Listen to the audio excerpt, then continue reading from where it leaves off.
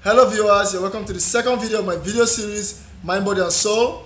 My name is Oreva, and what we'll be looking at today is how to defeat the habit of procrastination. For those who do not know what procrastination is a habit of putting off tasks or postponing the things we want to do with an intent of doing it at a later time. While most of us might think this is as a result of laziness or poor time management, that might not always be the case. Research has shown that the habit of procrastination is most of the time as a result of having a difficulty in managing stress.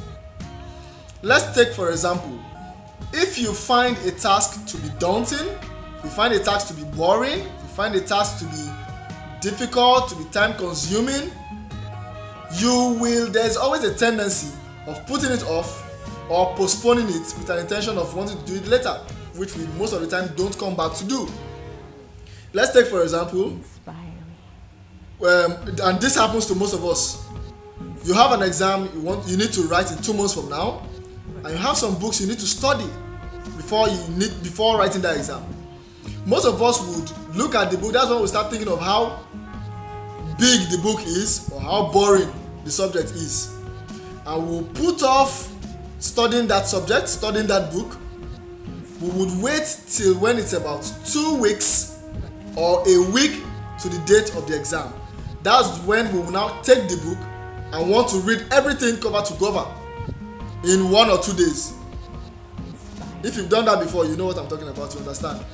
So the stress you've actually been running away from by procrastinating is what you're now giving to yourself in multiples.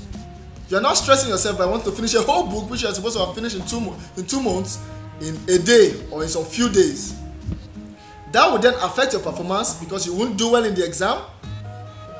That would give you more stress because you've been in the exam hall trying to remember the things you've crammed. You see? And after the exam, if you don't do well, you start feeling regret. This happens to most of us. Okay? So if you are struggling with the habit of procrastination, I have 8 steps which I recommend that would truly help you if you follow them properly. If you find a task to be daunting, if you find a task to be boring, if you find a task to be difficult, to be time consuming, there's always a tendency of putting it off or postponing it with an intention of wanting to do it later, which we most of the time don't come back to do. Let's take for example, and this happens to most of us. You have an exam you need to write in 2 months from now, and you have some books you need to study before writing that exam.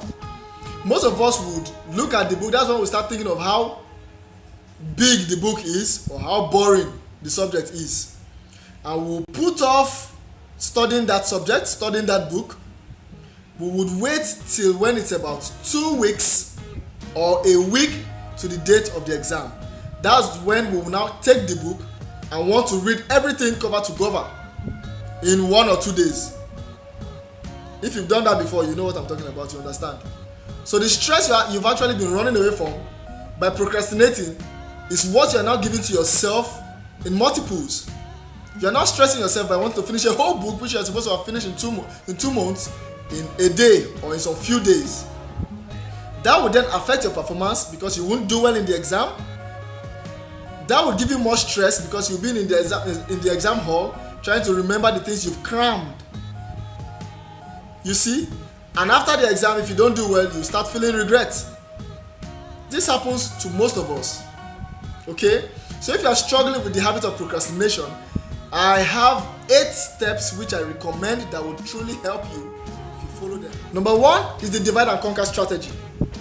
The thing is, we most of the time have too many items on our to-do list, and that is preventing us from starting to do what we need to do because we tend to think of how much the task is, so we tend to start procrastinating. In computer programming, there is a strategy we use when we are faced with tasks that are difficult or a lot to achieve, or when our code tends not to work, and that is called the division and conquer strategy. How that works is that you break down your task into smaller, simpler pieces that you can easily understand. Then you work on them individually. Now by the time you find solutions, it's easier to do a task when you break them down into smaller pieces. When you then find solutions to them individually, that will give you a solution to the entire the whole problem. Is to focus on the benefits. Try to focus on the benefit of doing the task as opposed to the short-term satisfaction of getting rid of the stress and procrastinating. Okay?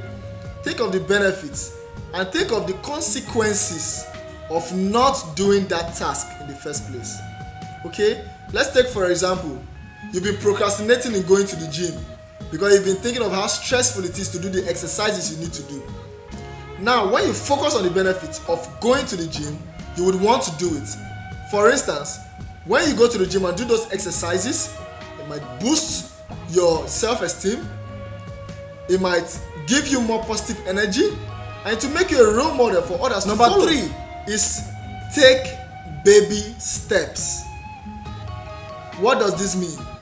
When you have a task you want to do that you've been procrastinating on because of how tedious or how time consuming you think it might be, sometimes it will help to take baby steps. Look at what you want to do.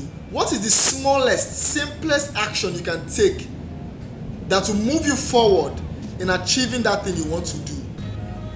Research has shown that when you start something, even if you don't finish immediately, it will stick in your memory, and the chances of you completing that. The 4th step you can take that will help you defeat the habit of procrastination is to forgive yourself. Forgive yourself. Yes, you've procrastinated before and you've paid dearly for it, but you need to let it go and focus on the task which you need to accomplish, the task you need to do, and do those. Okay? Forgive yourself. Forget about the past. Let bygones be bygones. And face the future. Face the now. What tasks do you have at present that you've been procrastinating to do? Get them done. Number 5 is to choose your motivation. What motivates you? For me personally, when I'm not in the mood to do the things I want to do, I have songs I play, I have songs I listen to, I have videos I watch, I have books I read that gets me in the mood to want to do the things I need to do the tasks I need to do. Okay, so what is your own motivation? What keeps you in the mood? Most of the time when we're in the mood, when we're in a good mood, the tendency of us doing things is higher. So put yourself in the mood, get yourself motivated to do the tasks you need to do. Select your motivation. Number 6 is to admit and face your fears. Okay, admit your fears. What has been preventing you from doing the things you need to do? What is that fear? Face the fear and get past it. Your fear might be that, it might be that you've always wanted to start a business, but because you do not know how to get customers, the fear of meeting people and trying to convert them to become your customers has been preventing you from starting. If you face that fear and try to come up with how to tackle that fear of yours, you might then start to think of things like, I know somebody who is into business also, that I can consult, that I can ask questions, and it will guide me on how to get customers for the kind of business I want to go into. If I research, go through the internet, I can also get ideas of how to get customers for the business I want to start, or read books. Read books that teach people how to get customers, that teach people how to sell, and that will help you to get better on how to get customers and help you to start the business you've been procrastinating on. Number 7 is to stop the perfectionism. If you've been waiting for everything to be perfect, you've been waiting for the ideal situation, the ideal time, the ideal weather, you need to stop it, because there's never a perfect time to do anything anyway. So the thing is, you should start, begin what you want to do, make mistakes and correct the mistakes along the way. Your focus should be on getting the job done and not waiting for the ideal and the best and the perfect condition before taking the steps. The last but not the least is be realistic. You know you are not an early morning person. You know you wake up at least 10 a.m. every day. but you set a task for 7 a.m. and you know you will never get it done.